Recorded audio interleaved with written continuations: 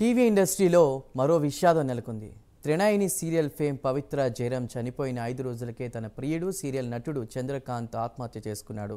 రంగారెడ్డి జిల్లా Narsingi police station పరిధిలోని అల్కాపూర్ కాలనీలో ఉన్న తన నివాసంలో చందు సూసైడ్ చేసుకుని చనిపోయాడు.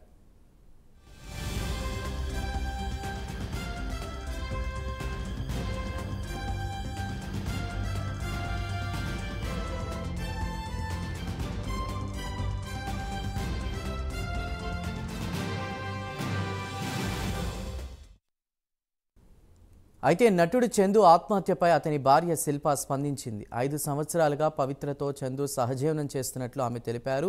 త్రినాయిని సీరియల్ ప్రాజెక్టు వచ్చినప్పటి నుంచి వారి మధ్య వివాహేతర సంబంధం కొనసాగుతుందన్నారు. త్రినాయిని సీరియల్ ప్రాజెక్టు వచ్చినప్పటి నుండి ఈ సంబంధం కొనసాగుతుందంటూ ఆమె చెప్పుకొచ్చారు. ఇక చందు తన వెంటపడి ప్రేమించి పెళ్లి చేసుకున్నాడని, ప్రస్తుతం తమకు 2 పిల్లలు ఉన్నారన్నారు.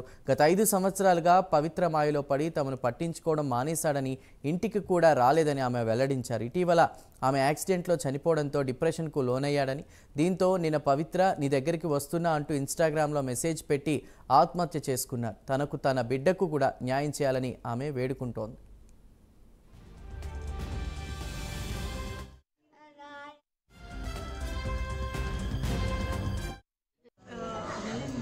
అంటే పర్సనల్ కన్వర్జేషన్ కాదు, మొన్న 2 days బ్యాక్ నిన్న కాక మొన్ననే మాట్లాడాను. లేదండి, పిల్లల కోసం వస్తారు, పిల్లల్ని చూస్తారు.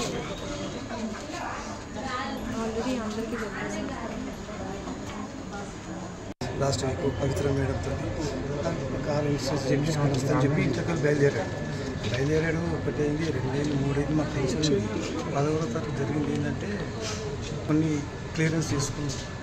నేను 2 రోజులే ఉంటాడు డాడీ, మిగతా పెళ్ళేదని చూసుకో, నేను బతుకున్నా పవిత్ర జయరాం దగ్గర ఉంటున్నా చెప్పాడు. అందరి సమక్షంలో చెప్పాడు. అట్లా పని చేయొచ్చు తప్పదని చెప్పి అందరూ పెద్దలు చెప్పారు. చిన్న పిరికి పని కాదు, అటువంటి పని నేను చేయనని చెప్పాడు. లాస్ట్ నిన్న పొద్దున ఉదయం పోయాను, అదే పని చేసి చూపించాడు. నేను నిన్న సాయంత్రం వెళ్ళాను. పోయిన తర్వాత బాడీ చూసే వరకు పోలీసు వాళ్ళు తీసుకొని చూపించాడు. మీ డాడీ మీ కొడుకేనా, మా కొడుకేస్తా, మీ పేరు ఏంటంటే శ్రీ వెంకటేష్ శ్రీ చంద్రకాంత్ అని చెప్పాడు. చూసుకోండి సార్ అని చెప్పి మాకు లోపల చూసుకుంటే రూమ్లో చూపించాడు. బాల్కనీలో ఉన్నవాడు అట్లనే ఉందండి. మళ్ళీ అట్లనే సార్ ఆయన పవిత్ర జయరాంతో అక్రమ సంబంధం పెట్టుకున్నప్పుడు 5 సంవత్సరాలు బయట పోయిండు, యాక్సిడెంట్ అయింది, వచ్చిండు.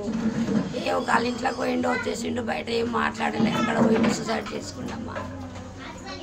ఏం చెప్పలేదు మాకైనా. 2 నెలలు వస్తలేడు, ఇక్కడ కలుస్తలేడు. ఎప్పుడన్నా ఇప్పుడు వచ్చేటోడు కానీ ఇప్పుడు వస్తలేడు, ఏం మాట్లాడలేదు.